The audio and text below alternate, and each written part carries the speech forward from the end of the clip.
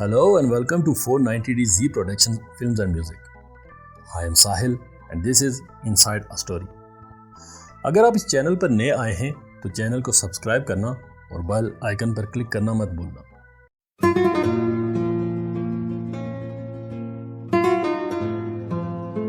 इस वीडियो में आज हम बात करेंगे 2011 की Lebanese film where do we go now के बारे में। ये कहानी है कुछ लेबनीज औरतों की जो अपने गांव में मुस्लिम और क्रिश्चियन लोगों के बीच तनाव को ख़त्म करने की कोशिश कर रही हैं।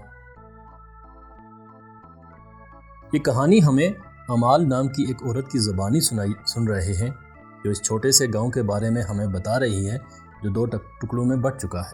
वो गांव एक रात और आधे चांद के बीच बंटकर खून की लड़ाई लड़ रहा है, जहां की औरतें काले कपड़ों में और हाथों में फूल लिए जी रही हैं क्योंकि उन्होंने इस लड़ाई में अपनों को खो दिया है।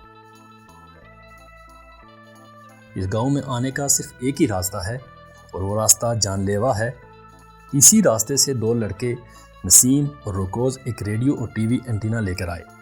वो रेडियो और एंटीना लेकर पहाड़ पर सिग्नल्स ढूंढने जा रहे होते हैं और उन्हें गांव का मेयर इस काम से रोक रहा होता है। आखिरकार उन्हें सिग्नल मिल ही गए। गांव में जगह जगह लैंड माइन्स बिछाए हुए होते हैं जिसकी वजह से हर दूसरे दिन एक जानवर की मौत हो रही होती है और गांव वाले हर रोज़ जानवरों को खोकर परेशान थे। रुकोज नसीम के घर ही रहता है और इसका काम गांव वालों की चीज़ें ठीक करना और शहर से सामान लाना होता है। अमाल इस गांव में अपनी खूबसूरती की वजह से मशहूर है और इस पर हर वक्त मर्दों की नज़र रहती है, पर अमाल को सिर्फ रबी ही पसंद है। एक रात गांव वालों को टीवी दिखाने की तैयारी की गई और वो एक तारीखी रात थी इस गांव के लिए।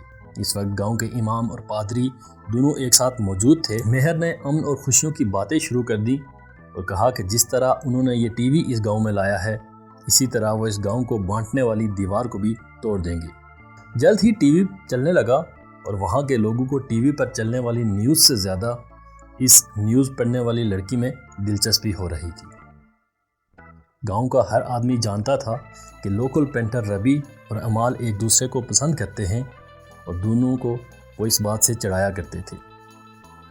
रबी अमाल के कैफ़े में पेंटिंग का काम करता है, इसलिए काम से ज़्यादा इन दोनों का ध्यान एक दूसरे पर रहता है और हर वक्त एक दूसरे के ख्यालों में खोए रहते हैं।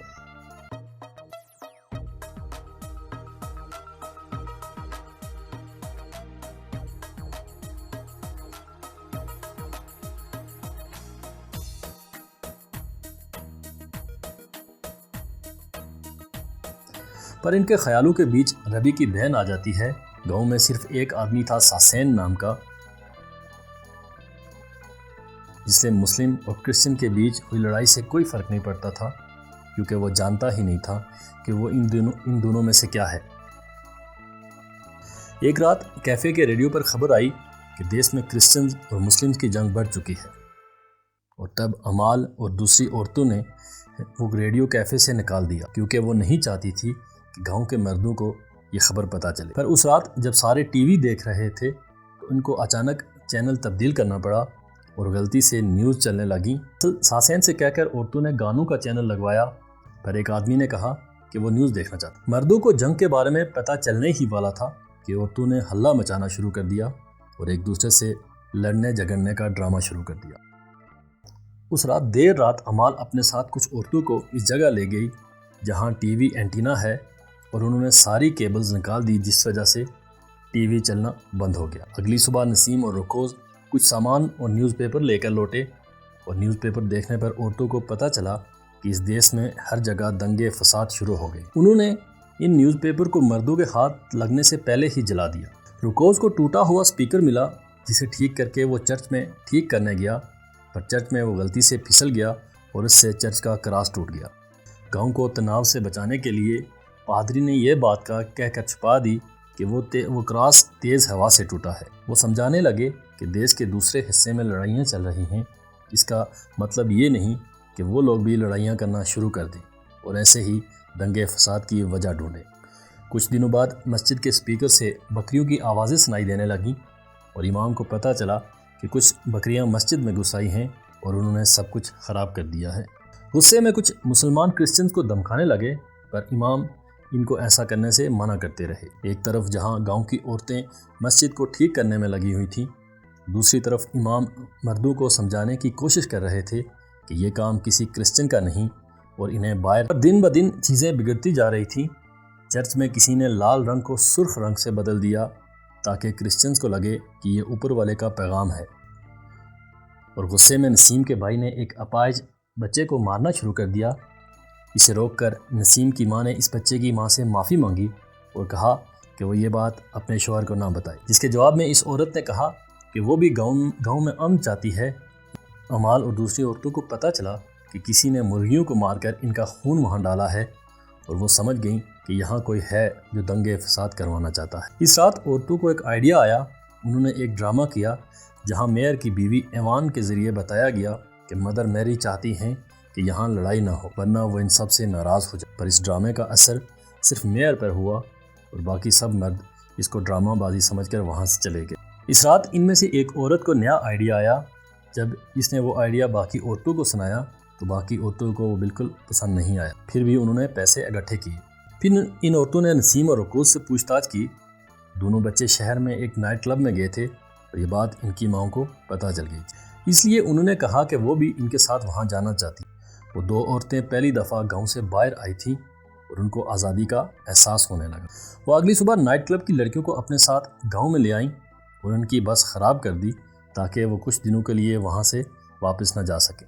ان رشین ڈانسرز کو گاؤں میں اس لیے لایا گیا تھا تاکہ سارے مرد ان کی طرف اٹریکٹ ہو جائیں اور لڑائیاں بھول کر ایک ہو جائیں۔ ان لڑکیوں کا مینیجر سارے مردوں کو ان لڑکیوں کے بارے میں بتا رہا تھا، پر ایوان کہنے لگی کہ ان لڑکیوں سے زیادہ خوبصورت ان کی اپنی بیویاں ہیں، اور یہ سن کر ہر کوئی ہنسنے لگا۔ ان سب کو بتایا گیا کہ 2 ہفتوں کے لیے وہ لڑکیاں اسی گاؤں میں رہیں گی اور ایک ایک لڑکی کو الگ الگ گھر میں بھیجنا شروع کر دیا گیا۔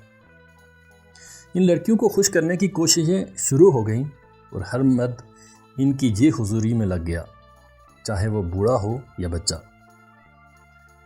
وہ باہر ہو رہی جنگ کو پوری طرح بھول گئے اور اپنا وقت سجنے سنورنے میں بتانے لگے۔ گاؤں کی سیر کرتے ہوئے ان لڑکیوں نے دیکھا کہ کتنے جوان لڑکے جنگ میں اپنی جان گنوا بیٹھے اور موت کے بعد بھی ان کو 2 الگ حصوں میں بانٹ کر دفنا دیا گیا، جہاں ایک حصہ مسلم کا تھا تو دوسرا کرسچنز کا۔ اس دوپہر ربی اور اس کے ساتھیوں کے جوتے مسجد سے غائب ہو گئے اور اس وجہ سے ان کے اور کیفے میں آئے لوگوں کے درمیان مار پیٹ ہونے لگی۔ وہ یہ بھی نہیں دیکھ پائے کہ ان کے جھگڑے میں بچے پس رہے ہیں اور آخرکار امال کو انہیں روکنا پڑا۔ امال ان کو روکنے لگی اور کہنے لگی کہ اس گاؤں کی عورتوں نے صرف ماتم کرنے کے لیے جنم لیا۔ وہ عورتیں پہلے ہی بہت کچھ کھو چکی ہیں، پر اب ان مردوں کو پھر بھی سکون نہیں ملتا۔ اس نے ربی اور دوسرے مردوں کو وہاں سے نکال دیا اور اپنے کیفے کے دروازے ان کے لیے بند کر دیے۔ دن بھر دھوپ میں رہنے کی وجہ سے ان رشین لڑکیوں کو سن برن ہو گیا، اور دوسری طرف امال مسلم مردوں کے درمیان ہونے والی باتیں سننا چاہتی تھی، جنہوں نے ربی کے گھر ایک میٹنگ رکھی تھی۔ وہ ایک ٹیپ ریکارڈ اور ایک رشین لڑکی کے بیگ میں چھپا کر اسے لے کر ربی کے گھر گئی اور اس سے کہنے لگی کہ وہ رشین لڑکی اس کے گھر میں رہنا چاہتی ہے۔ اس وقت امال اور ربی اس لڑکی کے بہانے باتیں کرتے ہوئے ایک دوسرے سے معافی مانگنے لگے اور ایک دوسرے سے جان پہچان بڑھانے لگے، پر انہی باتوں کے بیچ ان دونوں کا پھر سے جھگڑا ہو گیا اور امال اٹھ کر چلی گئی۔ اگلے دن ربی کے گھر پھر ایک میٹنگ ہو رہی تھی، پر جب وہاں وہ رشین لڑکی آئی تو سب میٹنگ بھول کر اس لڑکی کی جی حضوری میں لگ گئے اور وہ لڑکی اپنا ریکارڈ وہاں رکھ کر وہاں سے چلی گئی۔ اس رات نسیم اور رکوز جب شہر سے واپس آئے تو نسیم کی ماں کو پتہ چلا کہ شہر میں گولہ باری کے بیچ وہ دونوں پھنس گئے تھے اور نسیم کو گولی لگ گئی۔ رکوز نسیم کی موت کے بارے میں نسیم کے بھائی کو بتانے لگا، پر اس کی ماں نے اسے روک دیا اور گاؤں میں امن بنائے رکھنے کی وجہ سے انہوں نے نسیم کی بہن ریٹا اور رکوز کی مدد سے نسیم کی باڈی کو کنویں میں چھپا دیا۔ نسیم کی ماں غصے میں چرچ گئی اور مدر میری سے کہنے لگی کہ وہ خود بھی ایک ماں ہے، پھر بھی اس دیس کے بچوں کو ان سے چھین رہی ہے۔ وہ یہ کہہ کر وہاں سے چلی گئی کہ وہ واپس کبھی ان کے سامنے نہیں آئے گی۔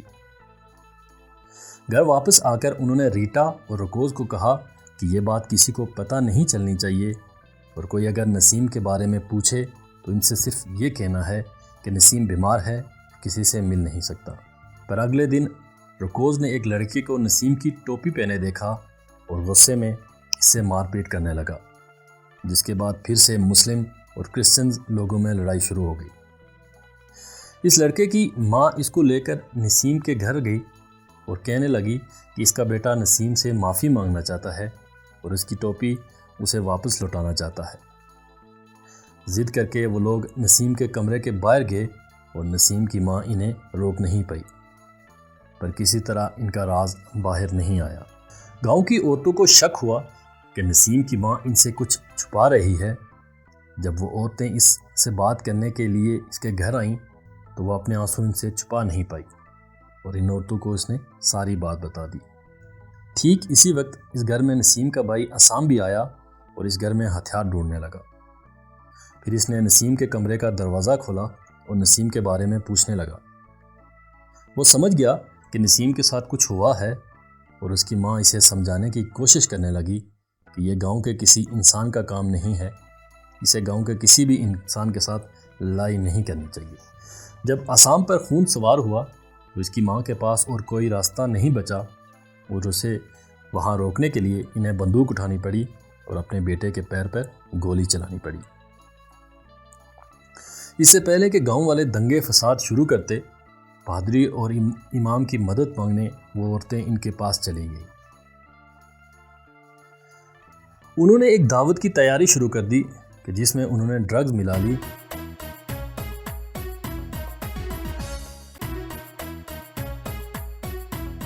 اور دوسری طرف چرچ کے اسپیکر سے امام نے لوگوں کو امال کے کیفے میں میٹنگ اور دعوت میں شامل ہونے کا کہا، اور پادری نے بھی گاؤں میں ہو رہی کرتوتوں کے لیے انہیں شرمندہ ہونے کے لیے کہا اور کہا کہ میٹنگ میں آنا ہر کسی کے لیے لازمی ہے۔ ایک بہتر رزلٹ کی امید میں ان عورتوں نے خوشی خوشی کھانا تیار کیا۔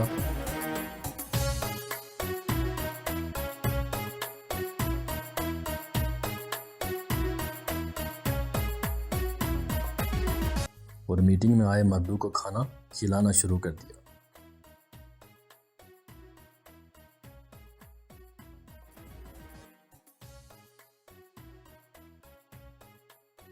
اب انتظار صرف نشہ چڑھنے کا تھا۔ جیسے ہی نشہ چڑھنے لگا، رشین ڈانسرز کو بلایا گیا اور ان کی پرفارمنس شروع ہوئی۔ وہ سارے اپنے دھرم کو بلا کر مرد انجوائے کرنے لگے، پر ربی کی نظر ابھی بھی امال پر تھی۔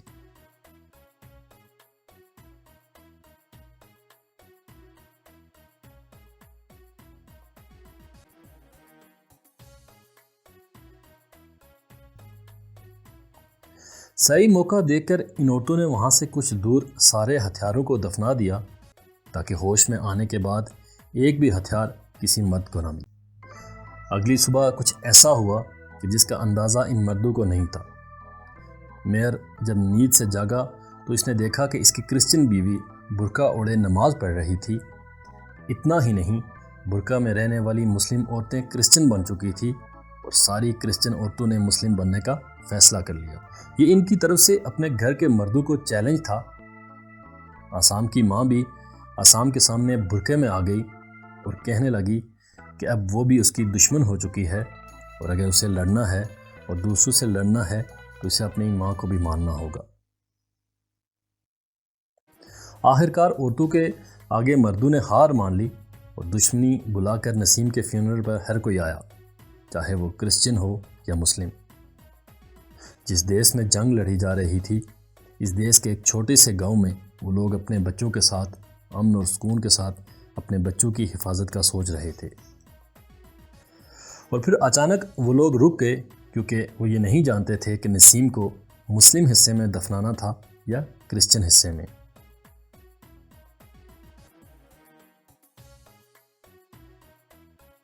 وہ مرد گھوم کر اپنی بیویوں سے پوچھنے لگے کہ اب وہ کہاں جائیں۔ Thank you for watching this video. اگر آپ کو یہ ویڈیو پسند آئی تو لائک، شیئر اور کمنٹ کرنا مت بھولیے گا۔